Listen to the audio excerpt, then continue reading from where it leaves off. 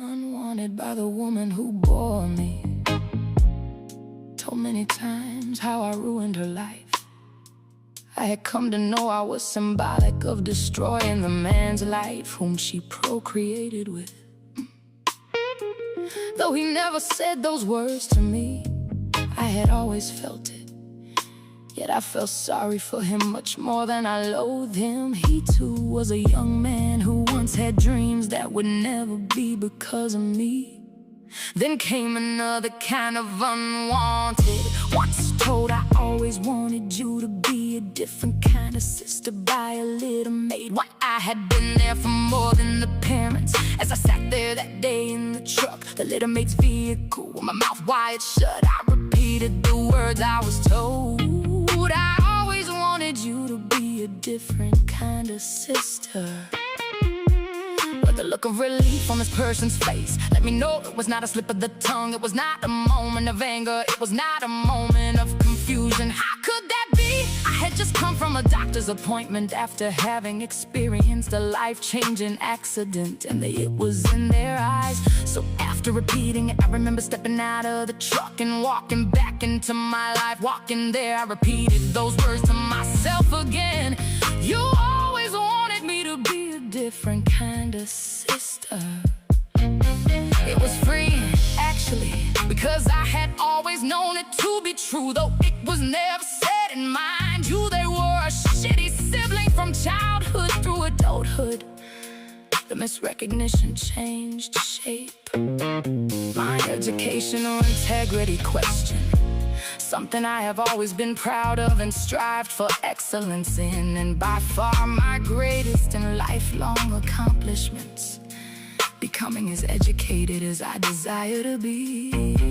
Having the validity of my degrees questioned, because the creative work I was currently doing did not meet what they perceived to be the quality of one who has the degrees and status I have. Though the current creative endeavor I was working on was not the one my undergrad was in. It was the embodiment of my graduate degree, and a lifelong childhood dream manifesting one I had shared with this person. I repeated what I got out of it. So are you saying that because my style does not match what you perceive a person with this degree should have, that is why you question my degree?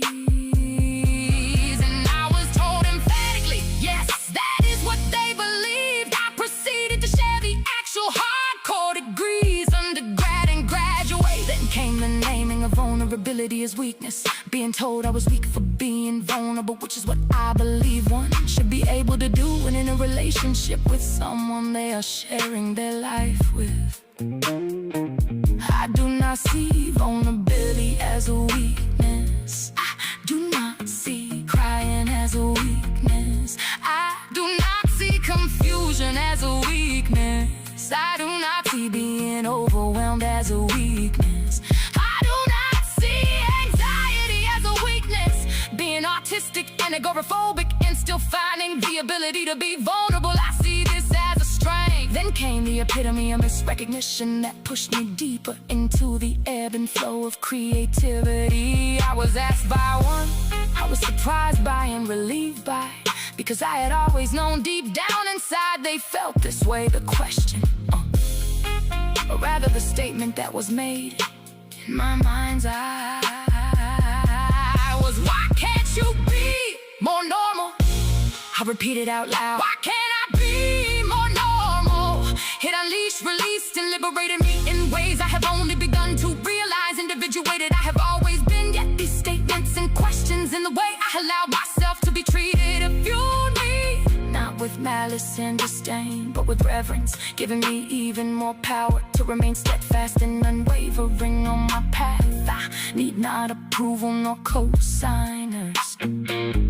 Donald Winnicott wrote of the false self, the self shaped by too much adaptation to the demands of others. But I was not born to live as an edited version of myself. I was born with the veil and covered by the divine. Therefore, I am destined